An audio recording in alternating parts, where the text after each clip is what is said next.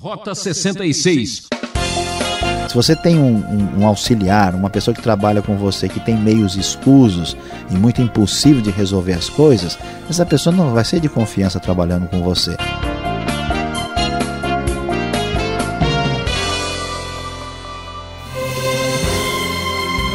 Seja bem-vindo a mais um programa de estudo bíblico. Eu sou Beltrão e esse é o Rota 66, agora explorando os caminhos do segundo livro de Samuel. O professor Luiz Saião está no início de uma nova série e traz o tema Onde já se viu o povo de Deus em guerra civil. Vamos até os capítulos 2, 3 e 4 do segundo livro de Samuel. A luta pelo poder é algo terrível, não é mesmo? Foi Nietzsche quem sentenciou: insanidade em indivíduos é algo raro, mas em grupos, festas, nações e épocas, ela é uma regra. Quer ver como isso é verdade? Peço sua atenção a estas considerações. Nossa aula está no ar. É sensacional. Onde já se viu o povo de Deus em guerra civil? É isso mesmo que você ouviu. Uma grande dificuldade pairava sobre a terra de Israel no início do reinado de Davi. Nós vamos observar logo no começo do capítulo 2 que Davi é ungido rei de Judá. O texto bíblico, conforme a NVI, nos diz que, passado algum tempo, Davi perguntou ao Senhor: devo ir para uma das cidades de Judá? O Senhor respondeu que sim, e Davi perguntou para qual delas? Para Hebrom, respondeu o Senhor. Então Davi foi para Hebrom com suas duas mulheres, Ainoã de Jezreel e Abigail, viúva de Nabal, o carmelita, que você já conhece bem. Davi também levou os homens que o acompanhavam, cada um com sua família, e estabeleceram-se em Hebrom e nos povoados vizinhos. Então os homens de Judá foram a Hebrom e ali ungiram Davi rei da tribo de Judá. Davi inicia o seu reinado no capítulo 2 e é ungido na cidade de Hebrom. E aqui ele vai começar o seu reinado se tornando rei de Judá. Nós vamos ver, à medida em que estudarmos o segundo livro de Samuel, como o reinado de Davi vai crescendo, vai sendo ampliado através das suas conquistas e realizações e da bênção da parte de Deus. Mas o que chama a nossa atenção logo no início é que Davi mostra que ele aprendeu a depender de Deus, do Senhor, porque ele mesmo pergunta o que ele deve fazer com respeito à sua nova posição, à sua nova situação depois da morte de Saul. E Deus é que lhe ordena para que ele vá a Hebrom. E lá os líderes, de Judá é que acabam ungindo como rei. E isso acontece aqui dentro do contexto dos homens de Jabes de Gileade, que também são os mesmos que haviam ali tirado o corpo de Saul depois da morte na batalha dos filisteus. Davi é escolhido por Deus e vai prosseguir na sua jornada como grande monarca de Israel. Mas, infelizmente, as coisas vão ficar complicadas em breve. Por quê? Porque ainda nós temos aqui gente querendo restaurar a casa de Saul, ou melhor, a dinastia de Saul. E vamos encontrar um homem chamado Abner, no versículo 12 do capítulo 2. Abner, filho de Ner. Eles são partidários de Saul e eles tentam fazer com que a dinastia de Saul se estabeleça. O contraste no texto é muito claro. Enquanto Davi vai buscar a direção de Deus, Abner tenta fazer tudo pela força, exclusivamente dessa forma.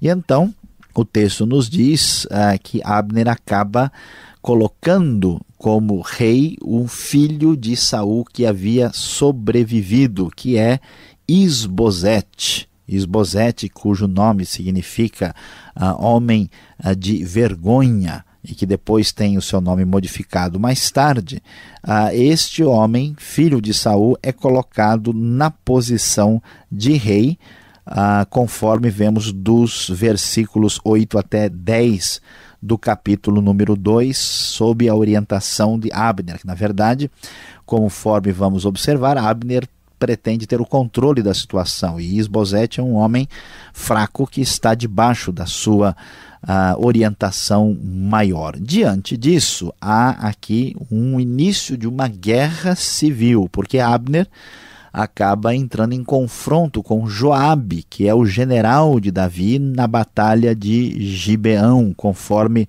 vamos observar na decorrência do capítulo 2.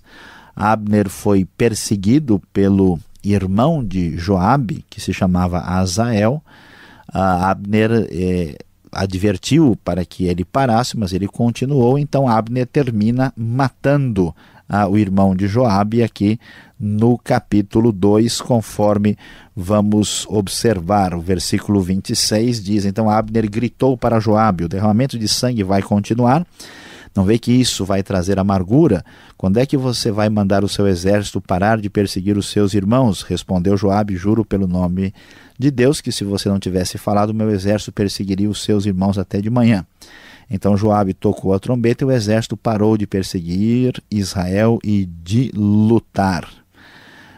E assim vemos ainda no final do capítulo 2 a descrição dessa batalha e dessa situação de conflito, uma coisa triste. Nós até podemos perguntar onde já se viu o próprio povo de Deus em guerra civil.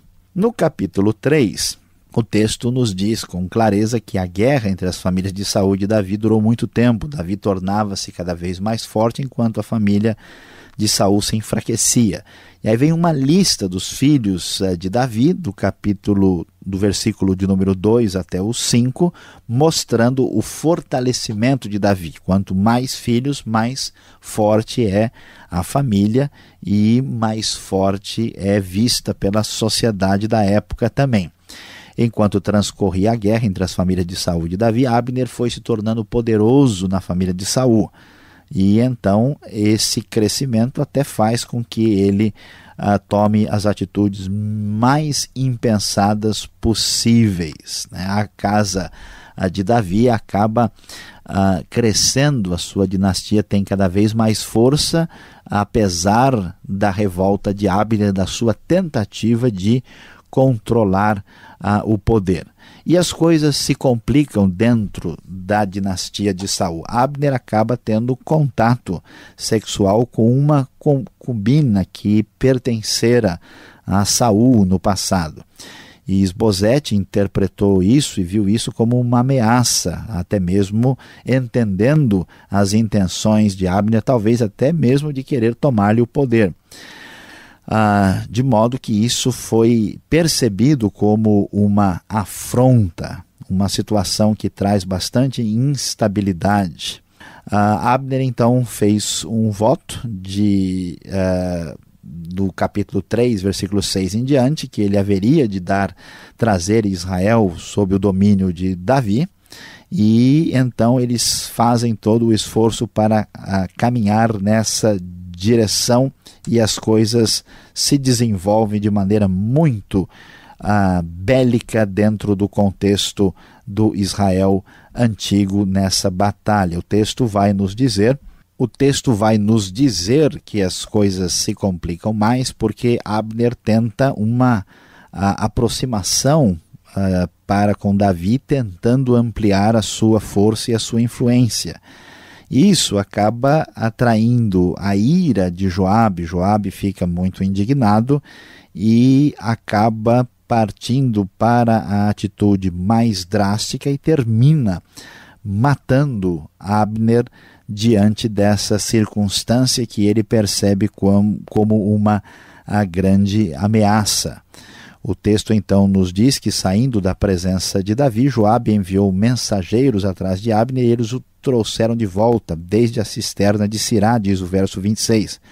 Mas Davi não ficou sabendo disso. Quando Abner retornou a Hebrom, Joabe o chamou à parte na porta da cidade sob o pretexto de falar-lhe em particular, e ali mesmo o feriu no estômago. E Abner morreu por ter derramado o sangue de Asael, irmão de Joabe. Lembre-se que isso aconteceu já anteriormente. Mais tarde, quando Davi soube o que tinha acontecido, disse: eu e o meu reino perante o Senhor somos para sempre inocentes do sangue de Abner, filho de Ner. Cai a responsabilidade pela morte dele sobre a cabeça de Joabe e de toda a sua família. Jamais falte entre os seus descendentes quem sofra fluxo ou lepra, quem use muletas, quem morra a espada ou quem passe fome. E assim, o texto do capítulo 3 vai encerrar mostrando essa situação bélica e difícil e de grande conflito entre as duas casas que ainda estão nesse cenário difícil, até que Davi seja de fato o rei absoluto sobre Israel. Davi está um pouco aborrecido, não gostou da atitude de Joabe, ele estava fazendo um esforço para que houvesse maior pacificação, e Joabe, vingando-se, acaba matando Abner de maneira muito dura e até mesmo traiçoeira. E o texto vai prosseguindo e vamos chegar no capítulo de número 4, quando vamos ver o assassinato de Isbosete. O texto nos diz que Abner havia morrido e isso ficou sendo conhecido por Isbosete, e ele ficou então alarmado, perdeu a coragem, não sabia mais o que ia acontecer. Diante dessa situação, nós vamos ver o nome de dois líderes de grupos de ataque que era do próprio da própria família de Saul. Um deles chamava-se Baaná e o outro Recabe. O texto nos diz então que Recabe e Baaná, os dois, foram à casa de Isbosete na hora mais quente do dia, diz o versículo 5.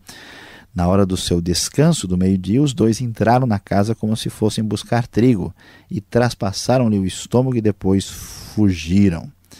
Eles haviam entrado na casa enquanto Isbosete estava deitado em seu quarto. Depois o traspassaram e o mataram, e também depois lhe cortaram a cabeça. Veja que coisa assustadora, terrível esta batalha, e aqui um confronto interno. Isbosete, que era o rei possível pretendido por Abner, é agora assassinado pelos seus próprios soldados comandantes aqui subalternos.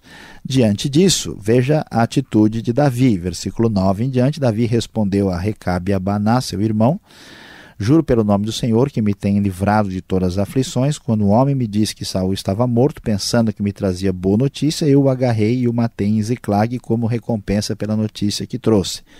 Muito mais agora que homens ímpios mataram inocente em sua própria casa, em sua própria cama. Vou castigá-los e eliminá-los da face da terra, porque vocês fizeram correr o sangue dele.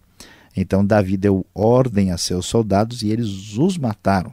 Depois cortaram as mãos e os pés deles e penduraram os corpos junto ao açude de Hebrom, mas sepultaram a cabeça de Isbosete no túmulo de Abner em Hebrom. E assim nós encerramos o estudo que chega até esse capítulo 4, mostrando a grande dificuldade presente no povo de Israel, o povo de Deus, que apesar de conhecer a revelação de Deus, está dominado por todo tipo de tendência pecaminosa, de batalha, de guerra. A herança espiritual de Saul continua no meio dos seus correligionários, que tentam conseguir o reino à força, provocando o exército de Davi. Davi tenta ser o mais pacífico possível, mas não consegue evitar a guerra civil.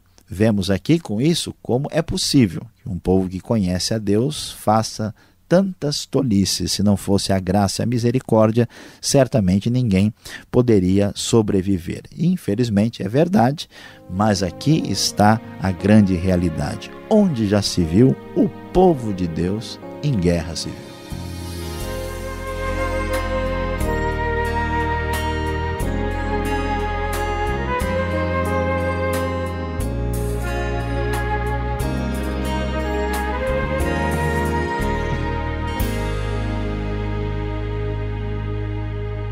O professor Luiz Saião volta na sequência aqui no Rota 66, respondendo perguntas.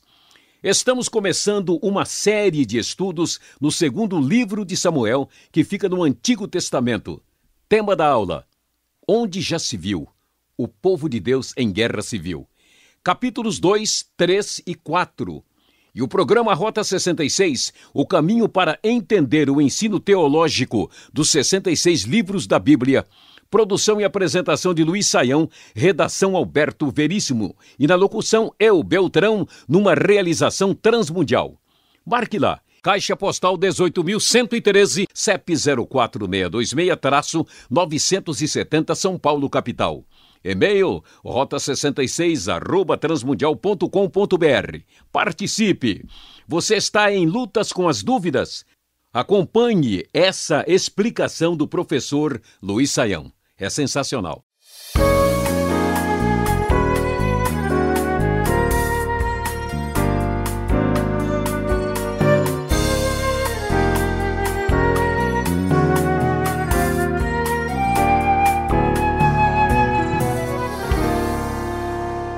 A nossa aula continua. Você está acompanhando a exposição no segundo livro de Samuel. São capítulos 2, 3 e 4 e o professor Luiz Saião já está aqui para responder as perguntas.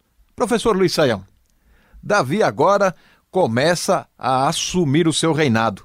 E mais uma vez ele é ungido aqui logo no versículo 4 do segundo capítulo. Por que tanta unção em cima de Davi? Será que foi por isso que ele foi um grande rei?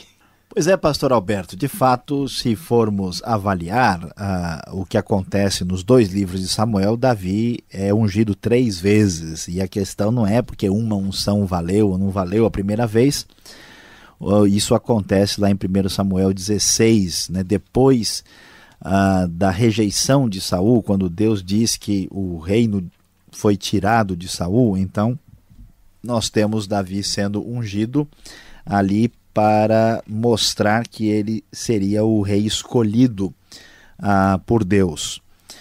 Quando nós chegamos aqui no capítulo 2 de 2 Samuel, Davi é ungido aqui como rei de Judá.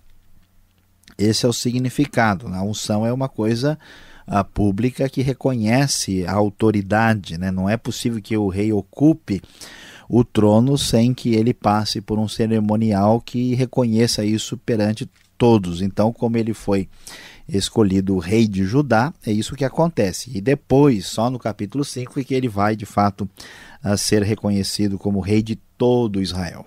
Tá certo. Agora, na sequência do capítulo 2 aqui do 2 Samuel, nós vamos ver exatamente isso. Se Davi é rei de Judá, né? Agora há o reino de Israel. Naquela época já existia essa distinção de Judá, Israel, norte e sul. Olha, pastor Alberto, a maioria dos estudiosos reconhece que, no mínimo, o segundo livro de Samuel, ou até mesmo os dois, né, uma obra única, foi composto já na ocasião aí do reino dividido. Mas isso não só revela algo sobre a redação, mas mostra como as coisas não estão devidamente ajustadas. Lembra-se que no tempo dos juízes, isso já está muito claro, e Davi, que é de Judá, que é do sul, ele consegue força e espaço principalmente aí.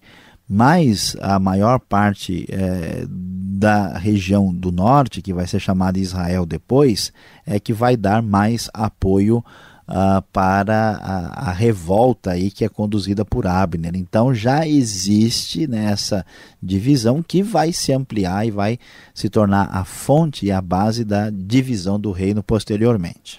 Tá certo. Olha, em plena guerra civil, o rei Davi mostra-se muito romântico. Aqui no verso 13 do capítulo 3, ele pede a volta de Mical, a sua esposa, aquela que ele comprara, né, de Saul. Era tanta paixão assim por ter a sua esposa de volta?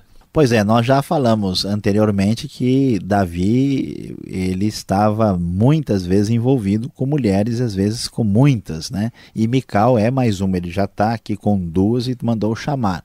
Mas a questão de mandar chamar Mical não é tanta paixão não, pastor Alberto. Na verdade, isso tem a ver mais com a estratégia militar aqui. A questão que está tendo esse embate entre Davi e a casa de Saul, e a coisa se tornou uma guerra civil. Então, se ele se casa, né, se eu tenho Mical de volta, que é filha de Saul, não só se consegue a paz mais rapidamente, mas até mesmo a legitimidade do trono, já que os filhos, homens de Saul, a maioria estão mortos, só sobraram Isbosete aqui, que logo vai sair de cena, e depois o Mefibosete, que tem um problema físico. Então Davi está pensando, né, em juntar aí, né, o casamento com a questão estratégica militar. Davi é alguém que sabe o que está fazendo.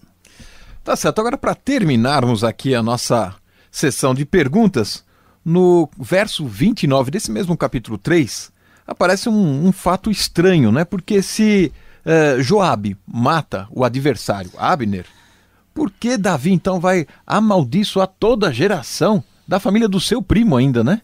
Como é que fica assim?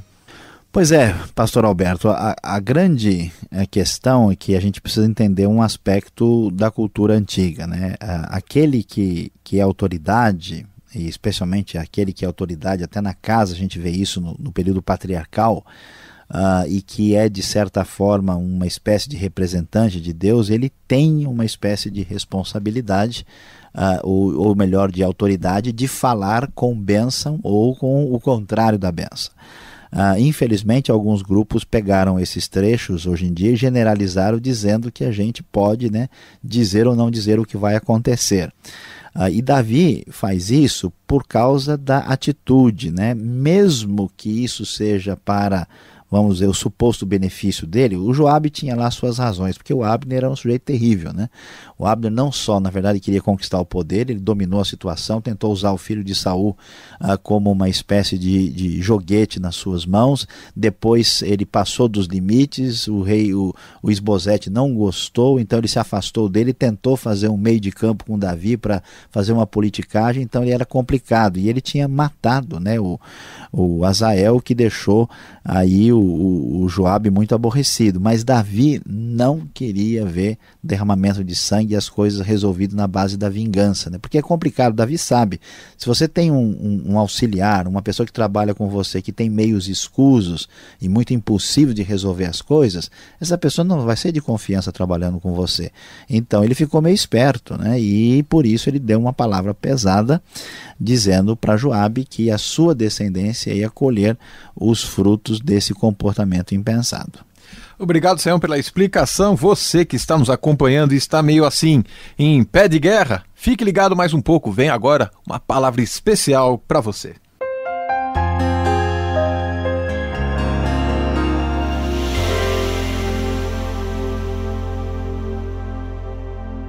Hoje você talvez esteja até um pouco preocupado. Puxa, que programa difícil foi o Rota 66 de hoje. Sim, mas tudo é útil para o nosso aprendizado, o nosso conhecimento. E de fato, depois de estudarmos os capítulos 2, 3 e 4 de 2 Samuel, a gente com certeza faz a pergunta: onde já se viu o povo de Deus em guerra civil? Pois é, mas o que é que a gente aprende? O que a gente tira de lição importante depois de estudarmos todas essas batalhas e até mesmo às vezes muito duras e muito sangrentas depois do que vimos? A grande verdade é reconhecermos que a luta pelo poder é algo terrível, é coisa terrível. Nós vemos no mundo de hoje pessoas civilizadas, pessoas com boa educação, com boa formação, que têm tudo para dar certo em todos os aspectos, se corromperem, se prejudicarem, partirem para as atitudes mais estranhas. Nações do mundo se degladiam e quando vamos verificar o que está acontecendo, nós vamos ver a luta pelo poder. Por isso que é muito elogiável a atitude de Davi de tentar fazer a coisa da maneira mais pacífica possível, enquanto que aqui nós vamos ver que a postura, especialmente de Abner e também de certa forma de Joabe, são criticadas, rejeitadas pelos padrões que nós temos de Deus. E portanto, saiba e contenha-se e aprenda a grande realidade de não deixar-se levar por esse sentimento tão perigoso, pois a luta pelo poder não só é algo terrível, mas traz consequências simplesmente devastadoras. Com trabalhos técnicos de Paulinho Batista, Rota 66 de hoje terminou, que pena. Muito obrigado pela sua audiência.